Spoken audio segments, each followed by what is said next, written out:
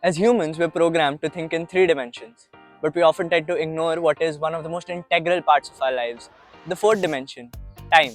Einstein proved that time isn't absolute.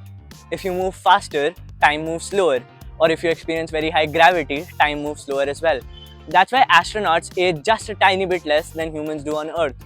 Now, here we understand that there are two factors affecting time: one, gravity, and two, your speed. Think of two cars traveling on a highway. Car A travels at 10 meters per second and car B travels at 15 meters per second. Now, to an outside observer, they're both traveling at 10 and 15 meters per second. But to car B seems to be traveling at 5 meters per second, and to car B, car A seems to be traveling at negative 5 meters per second.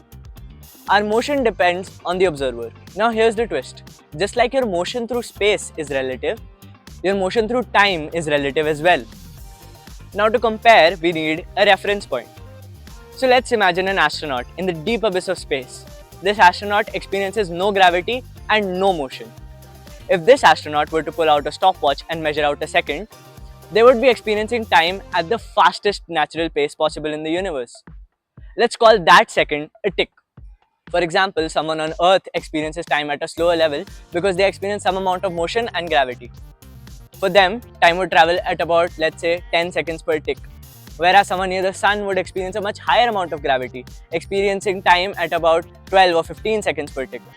Even though these are arbitrary numbers, this is a way we've quantified the speed at which time travels.